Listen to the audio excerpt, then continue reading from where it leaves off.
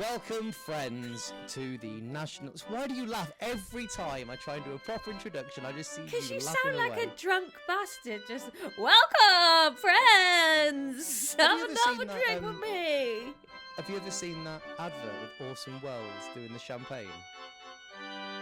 He's absolutely hammered. He just goes, French champagne. Welcome, friends, to the National Treasures interview series. National Treasures is a podcast that I, Will Duggan, and my friend, either below or above, depending on how we edit this, Laura Lex, do, where we go on lovely days out to old houses, old castles, nice walks, anything that takes our fancy. As it may have passed you by, that's not been able for the past year or so, so we have decided to bring nice days out to you. It's essentially uneducated TED Talks. How are you, Laura? Are you well? I'm all right, mate. My dog's at the vet, so that's making me a little bit edgy today, but I'm quite glad to be doing this because it's genuinely distracting, you know? How are Yes, you? well.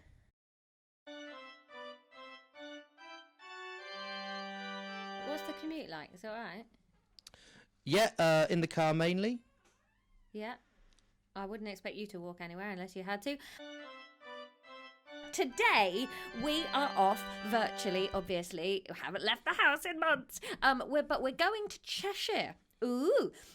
We're going to meet someone who works at not one, but two locations. And actually, I've actually visited both of them, so I'm really excited. They're two really different places that we're talking about today, which I kind of think they are showcasing really well two sides of the same era in terms of old school The wealth. past. Pardon, my darling. The era is the past, just letting people know. Yes. Good. Glad you joined in. One place is all sort of like, aren't we fancy? We live in a big house. We've got everything. And sort of looking at how you'd live if you'd accumulated a lot of wealth. And the other property that we're looking at is more like, these are the people that actually physically not accumulated the wealth, but created the wealth for this one person to accumulate. So we can sort of look at life if you were the dude in the big house and if you were the dude making the money for the dude in the big house, which is quite exciting. So the places we are going to Quarry Mill, which is a textile factory in Wilmslow, and we're also going to be talking about Lyme Park, which is an absolutely enormous fancy house in Disley. And to tell us all about these places, I'm really happy to welcome the wonderful Sara Smallman. Hello. Hello, Sara. Hello. Thank you so Thank much you. for joining us. Why are we talking to you about these places? Tell us why it's you in the seat. I've been volunteering for the National Trust at Lyme Park for the last 3 years. I would be going into my fourth season next week, which is when we would reopen for the new year. And then I also I got made redundant in 2019. Yeah, 2019. I got made redundant in 2019 and I went, do you know what? I hate being a customer service manager. It's rubbish. I can't be bothered. So I went, I'm just going to take a job working at Quarry Mill. Okay, so let's just do like a little potted history of both of them. We'll start at the Quarry as we're already there. The Quarry was a textile mill? Now I'm saying quarry, I'm doubting myself, but it's just a mill in a quarry. It's not a quarry. You can quarry cotton, definitely, yeah. I'm so confused. It's a mill. It's a mill. But it's not in a quarry. It's just a mill next to a river. So it's next to the river Bollin, which they chose because it ran really, really fast. So Samuel Gregg, who was the owner of the mill, who built it, he decided to go, the River Bollin runs really, really, really fast. So I'm going to put my mill here and I can have a big water wheel and make everything spin and make myself lots of money. So Samuel Gregg started Quarry Mill. And what year did this mill open? It's like the late 1700s. So this is when the Industrial Revolution was really getting going, really starting. And he obviously built his mill and he decided to find some people to work there. Now, people were working in the centre of towns, not good. And so Samuel Gregg was like, where am I going to get people? I'm in the middle of the countryside. And so he went and basically got kids from workhouses and orphans and went, you can be my workforce. This will be very, very fun. Oh, no. What was he like as a because when I think of like those kind of industrialists, my brain goes to sort of two spectrums. At one end, I've got the workhouse guy from Oliver, who's just like terrible, obviously, and then at the other end, I've got the Cadburys, and who I think, whilst I'm sure they wouldn't pass muster these days, were quite nice. Where did the Gregs fall on that sort of scale from awful to reasonably okay? Well, they didn't like beating their children. Oh, thank God. Yeah, I mean, Didn't in beat 'em. Manchester, it's So a win. They fed them. It's a win. Was that They a plus fed point? them. They fed them. This is It being an was, industrialist at that time is like being a boyfriend these days. The bar is so low to be good. No. So I'm assuming Lyme Park is older than the 1700s. It looks like one of those places that has been developed forever. Yeah, pretty much. I mean, Lyme Park. There's been a residence at Lyme since the late 1400s. The Fuck family made it about. there. That is old, isn't it? Yeah, it's really, really old. It doesn't look like it because you look at it and you're like, wow, this is like Regency as hell. But yeah, it wasn't. Basically, they had this house. It was like a little kind of tiny Tudor manor house, and they just put loads and loads of bits onto it as the years went by, like added a bit on there. So they were continually developing the property up until I think the late 1800s, really. They're the Lee family, Legh, the Lee family. Big old family. Their money comes from a big battle at the end of the 1300s called the Battle of Cressy, where they got an annuity off King Edward for saving his son, the Black Prince. So that's where that money came from. But they were really, really wise, and they married lots and lots of different rich families in the area. So any house probably in the northwest, you will find connections back to Lyme. And there was a family living at Lyme until 1946, which is when they gave it to the National Trust. So they've lived there that whole time. Wow. Through everything. Yeah. And there's nobody living there now. They don't live in a bit of it while the National Trust has to. Because some houses do have that, don't they? Yeah, some houses do that. The National Trust doesn't do that at all with Lyme. Yeah, there's a bit of controversy with the family though, because back in the early 1800s, the line that they've got now is actually an illegitimate line. So in the 70s, Scandal! Love the scandals! Massive scandals. So Lady Newton was really into family history, and when she was writing her family history down at the turn of the beginning of the 1900s, she stopped at that point in time because she didn't want to go, well, actually, we're all illegitimate. It's all good. So she just didn't write about it. So yeah, it was a guy called Thomas Peter Lee who had 7 different children with 7 different women, and he was really into maids. So he, you know, I get it. Gave it to the little maids, but he did look after all of his children, and they all inherited something. All right, so we've prepared some questions for you. So at Lyme Park, you do tours, is it? I'm a room guide, so I'll be in nice. a different room depending on where they put me. Yeah, normally we have every single room pretty much in the house open that's available for visitors, but during COVID and the restricted opening, it's just been like 8 rooms. So Okay. I know a lot about those 8 rooms. What's your favourite room then at Lyme Park? My favourite room is probably the yellow bedroom. Ooh. The yellow bedroom is actually 3 rooms altogether, and it was a massive suite that was refurbished for James II when he came to visit when he was the Duke of York, because he knew Richard Lee and they were friends. So he was like, yeah, mate, I'm going to come and visit you. And James II was like, yeah, cool, let's come round. So Richard Lee was kind of panicking, spent a crap ton of money refurbishing these 3 rooms. So you've got a drawing room, you've got the state bedroom, which isn't really yellow, and then you've got like the little bathroom to the side. But the important thing about these set of rooms, if you go to visit Lyme Park, is that that's where the refurbishment and the renovation of the house went from it being this little kind of Tudor manor, which wasn't really that important, to being this big kind of like Palladian pad that it is now, because that kick-started everything else and all the rest of the redevelopment, because they didn't do it and go, oh, do you know what, we'll do all of this all at once. They did it piecemeal. So he put in sash windows, and the earliest examples of sash windows in the country, even before Chatsworth, which is very, very important. I've got to add. So you got put in there. So imagine coming back from London and your husband's like, yeah, I've got 3 new windows. Look at these, banging. And you're just like, well, where are the rest of them? Yeah, we'll do them another time. And that's kind of what it's like for his wife.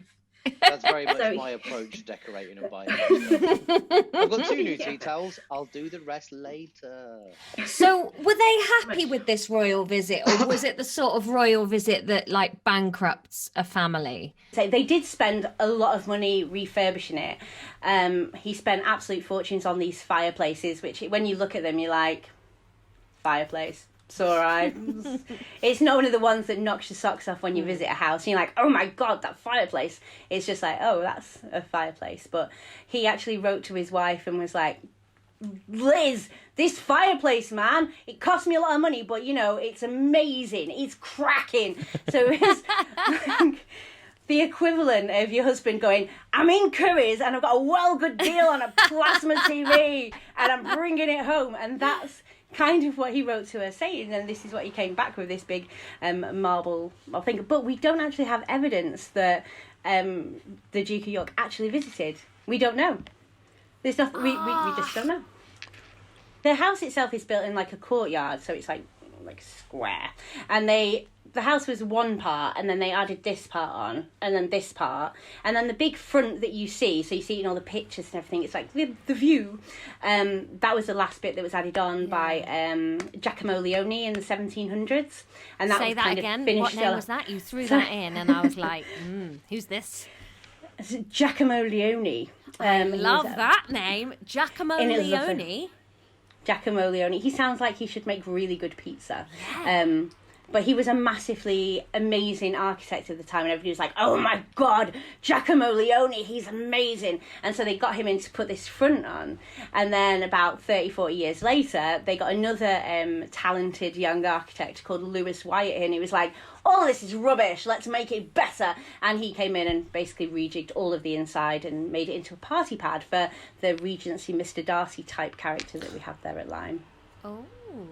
Be incredibly rude and pop in there. Is this why in the main hall the decorations are a mix between Baroque and Regency? Because when I was doing some research, because I have done, might not come across, but I have, a lot of the comments were about the almost clash, but working clash between Baroque and Regency style decoration. Is that because of this Giacomo Leone and Charles II Playboy friend?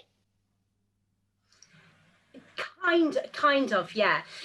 So originally it was quite Tudory, and then, you know, people always think of historical houses as being very much like, oh, they've always been the same and that's how they keep them because it's an historical house. But if you live in one of these houses, you're going to be doing it up. You're going to be adding bits on. You're going to be changing it and decorating it and doing whatever you want to it. You had the James II like renovation, and they took out a lot of the Tudory bits in there. You can still see them if you look, but there is a massive, and I'm going to use my very fancy word, juxtaposition between the drawing room, which is right next to the yellow bedroom, which the drawing room is very Jacobean. It's very, the ceiling's all kind of like it's got bits hanging from it, it's all kind of vaulted, it's all very heavy and quite wooden, and there's a massive impressive fireplace which is just like, oh my God, and everybody loves this fireplace because it's great. It's just Tudory and beautiful, and you can kind of feel like Queen Elizabeth just like breathing down your neck in there, like, oh my God. And then the next room is dead clean and modern and very much like as you would expect in a Jane Austen drama, and that's because they just redecorated and then they kept them the bits the same. Hi, it's a quick interruption to us, by us, to say thank you to our newest patron. Thank you very much. Laura Elliott. Thank you, Laura Elliott. Thank you for coming along and checking out the Patreon. We hope you're enjoying the content that's on there. For those of you that haven't perused the Patreon just yet, you can get stuff such as signed photos. Ooh! You can get stuff such as extra video content. So this video that you're halfway through now, you can watch more of it. Ooh! See all the bits that we cut out because they were, particularly in the one that you're watching this week, going to get me fired from my job. You can also hear the first episode of our brand new podcast, the Years and Years podcast, which will be going out fortnightly on Patreon for subscribers only.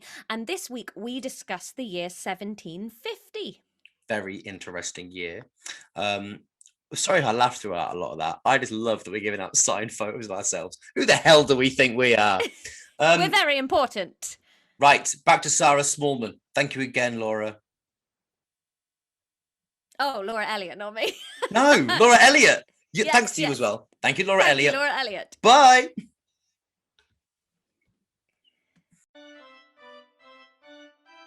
You're a millionaire in these times. You've got Lyme Park. They would quite often like import cool animals to live in the grounds and have a bit of a menagerie. What would you have running wild in the deer parks of Lyme Park if you were on the throne? To be quite honest, there is in the main, like the formal gardens, there is like an army of Canadian geese. So that attack you when you go and eat your sandwich. So anything that would chase away a Canadian goose would be great for me. Because they get very possessive.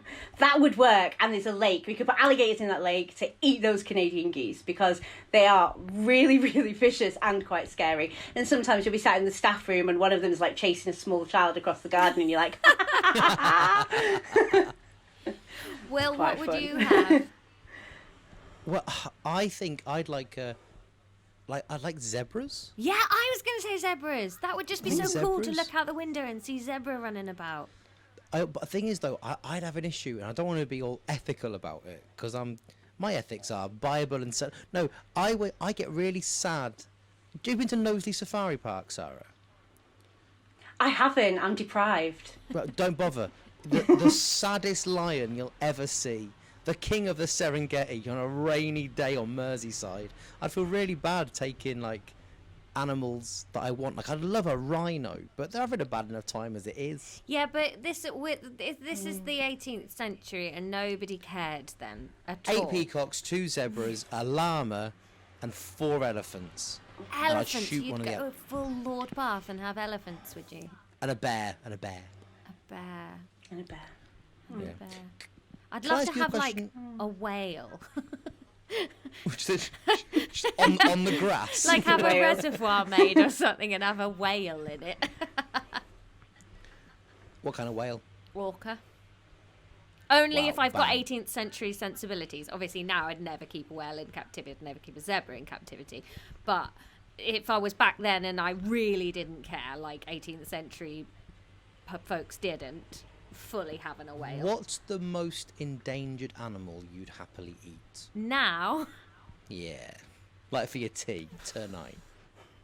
a tofu? They're everywhere. Rubbish. Sarah? Would you eat a golden eagle? I think it'd be quite nice. It depended how you served it up. Yes. Well done, Sarah. Well done. So, Quarry Bank Mill, if you had to work there, if say you were an orphan child back in the day, what job are you hoping you get given and what job are you hoping you do not get for fear of death and or losing fingers? To be quite honest, all of the jobs that they got the children to do were awful. Oh no. Every single one of them. Oh, I was quite liking the Greg family up to this point. that's not the answer I wanted. Yeah, What all kind of of the jobs jobs would were they pretty bad. What other kind of jobs? They had to like crawl around No. under the looms, didn't they, to like get scraps out and stuff if you were a really runty child. Yeah, but the really small children used to do that. And then you'd have spinners and you'd have weavers. It was basically a child workforce up until a certain point. So they had the apprentice house, which was where they just basically used to churn out these kids who would then go, at the end of it, they'd be indentured. So you would work there essentially for free. And then they would feed you and make sure you had clothes and make sure you had a bed to sleep in or share it with probably a girl that you didn't really like or a boy maybe. They always had a lot more girls as well because girls were better workers and boys were troublemakers. So they had a lot more girls there. So it was quite bitchy, I imagine, at Quarry Bank Mill. So I'm going to be honest, I don't think I'd like it very much. Not really. I really like how when you were saying that girls are better workers, Laura's face took on quite a smug look, and then you went, but it's quite bitchy, and her face just fell. She's hoping it's leaving the edit, but it's staying in. If you weren't the millionaire with the menagerie, what job would you want at Lyme Park if you were staff? If I was staff, I think the best job for a woman there would be to be the housekeeper, because you're basically like the head cow there, and you can do what you want, and you're in charge. You get to look after all of your maids, and you're also kind of on a level footing with the butler, who's like the boss. So, and you get your own room as well. You don't have to share with anybody. So, I think that'd be the best fun, and the family trust you as well. So, I think that'd be a good job to have. Is that the sort of job that you'd start as a scullery maid and make your way up to housemaid, or is that the sort of thing that you trained for and got employed externally? What was the promotion chain? Was it an internal or an external? Was it advertised on Reed or Monster? What kind of thing is the housemaid getting? So a lot of the time, girls would stay with the family usually for like your whole life, and you've got to think that the Lee family didn't just have the house at Lyme; they also had a house in Belgravia as well. I think it was number 8 Belgrave Square. So they also had that house. So you'd have your housekeeper at Lyme, and you'd have your housekeeper down in London too. So they were like double jobs for people, but then you'd have your key people that you'd take with you. Scullery maids didn't tend to go all the way up. Not everybody, because there's not enough jobs, but you usually have one girl who maybe would work her way up. Or you might say, do you know what, Mrs. Whatever at Dunham Massey, her housekeeper's amazing, so we're just going to poach her, and you just offer her some more money. So that happened too, quite a lot. That's quite fun. Would the housemaid, or obviously at this time your servants, your downstairs people, there was no minimum wage. Would a housemaid, would it be a decent living for someone in the working class in the Northwest at that time? Or would even they still be scrimping and scraving? Scraving, it's not a word, but you know what I mean. It would pay all right. The other option would be to send your children to the apprentice house or the workhouse. People were having so many kids, they couldn't feed them. The Industrial Revolution displaced a lot of people, so you'd have families who had farms and had their own income and growing their own crops, and then all of a sudden it was like, yeah, we don't do that anymore. So you can either go to the mill, you can go to the workhouse, or you can go into service, and those were the 3 options. And to be honest, out of the 3, I'd try and get in service rather than go to the mill or go to the workhouse.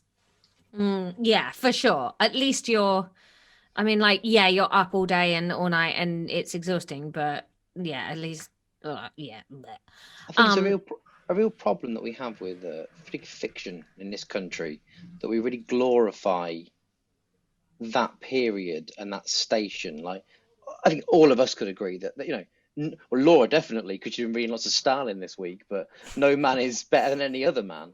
But the fact that with Downton Abbey, that kind of thing, we do forget that it was a tough life, no matter what you were doing. Should we lighten the mood with a quiz? Yes, have you got some questions for us? I do have some questions for you. Okay, so Thomas Daniers was the knight who fought in the Battle of Crecy and won the annuity that later purchased the land that became Lyme by winning, or helping to win, a battle against the French. But what did Thomas do that went down in Lyme legend, and how old was he?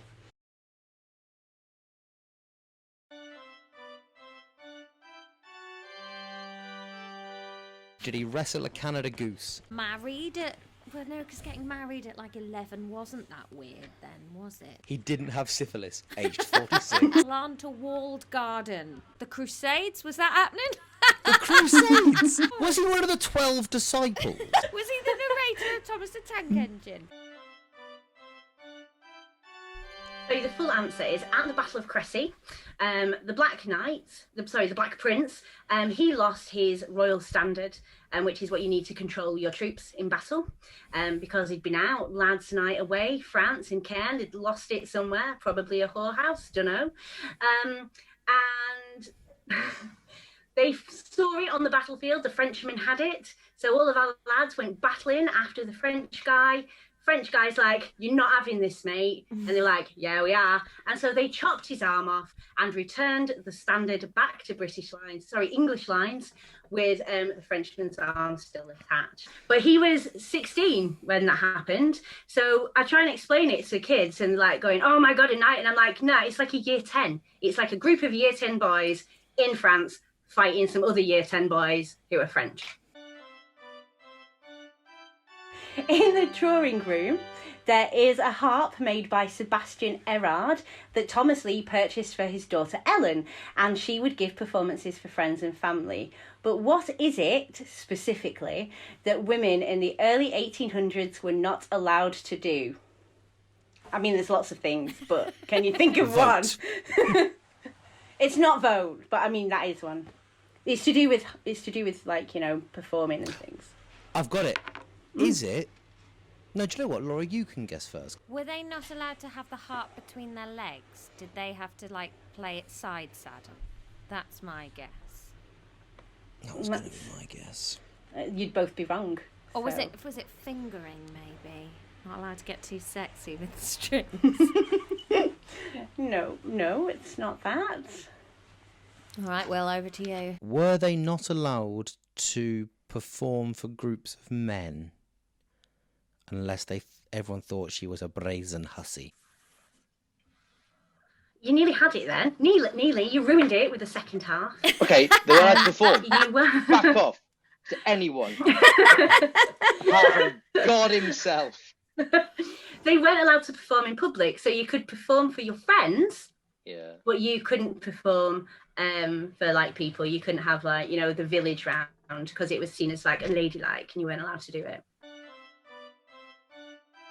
Okay, so at Lyme we have an amazing clock collection, which was donated by Sir Francis Lee, and he was private equerry to Princess Margaret. And this collection has clocks going back to the late 1600s. But what is Roman striking? Does the clock go, "Caesar is great" at 2 o'clock? Infamy! No. At 2 That would be brute really day. Oh, it's 5 o'clock. Is Roman striking, like, did they have fewer hours in the day? Oh.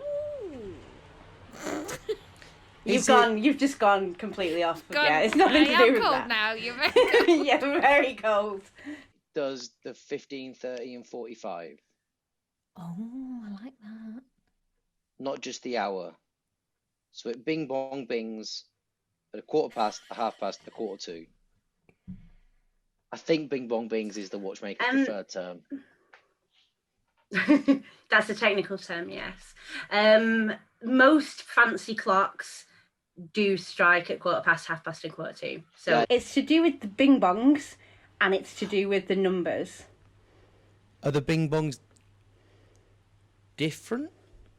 Is it bing bong rather than bing bing? Go on then, put us out of our misery. We'll have to call this one a draw. I think it is. No. I think it's maybe half a point each.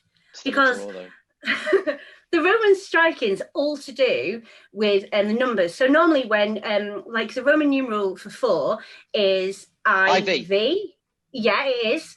It is. But then if you look at a clock that's got Roman numerals, it's normally just 4 ones. Yeah. Oh.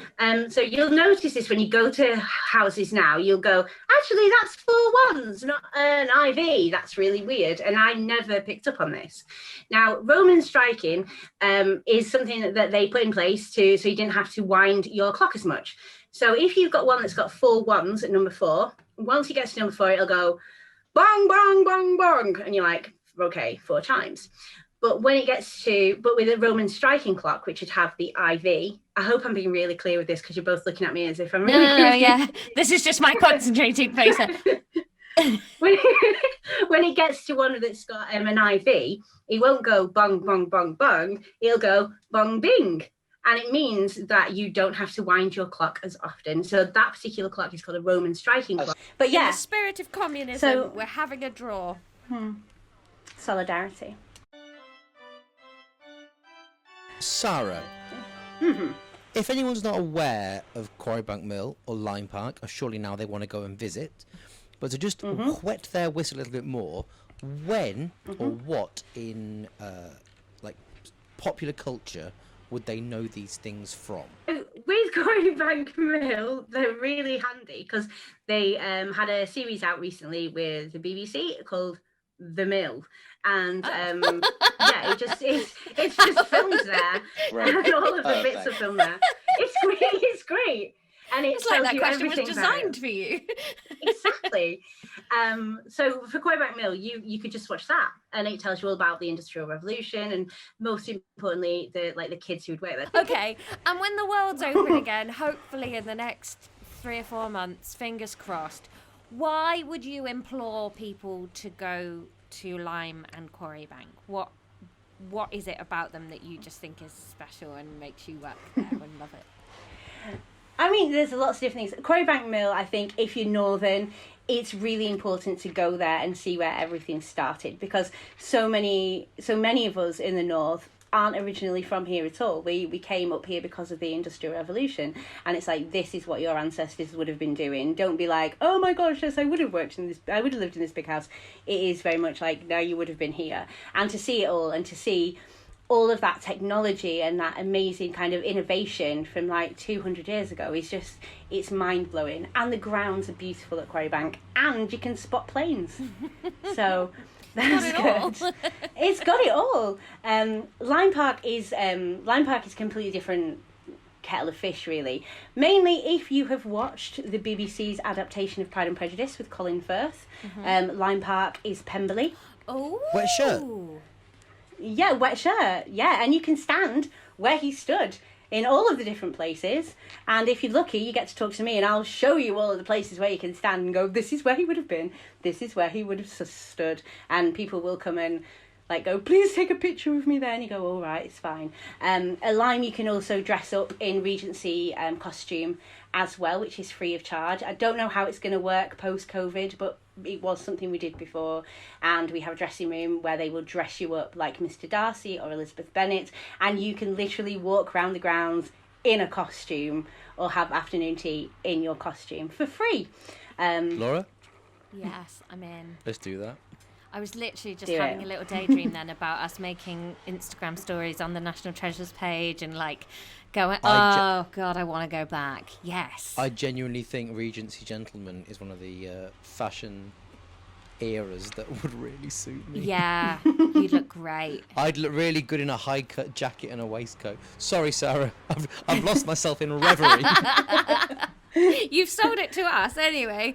Sara Smallman, thank you so much for joining us. Thank you very, very much.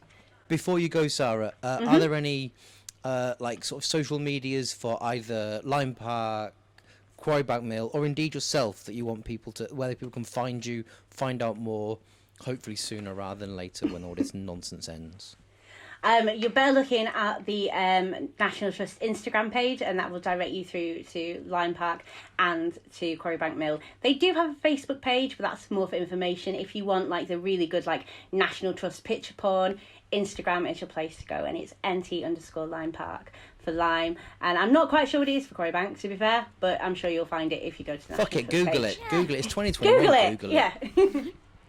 Yeah. That's brilliant. Thank you, Sarah. If you like us, you can follow us at TreasuresPod on Instagram and Twitter. You can email us, nationaltreasurespodcast@gmail.com, and hopefully you're either watching this on our new shiny YouTube channel or watching one of our little trailers that we've put out. Please do like and subscribe to the YouTube channel. It's horrible, and I feel like a 20-year-old making reaction vids, but it really does help us out. So if you can do that, share with everyone. What's a reaction vid? So I'd sort of film myself watching someone do something and go, fucking hell, he's cut his hair. And they make millions of pounds a year. But fuck that. That's it. At Treasures Pod. Treasures Podcast. Laura Lex. Will Duggan. Thanks to Sara Smallman. Sara Smallman. Got her name wrong. I edit that. Thanks to Sara Smallman. Thank you very much Good for luck. joining us. We'll be back soon with another interview and another location that you can visit. Follow us, subscribe. We'll see you again. Goodbye. Do svidania, comrades!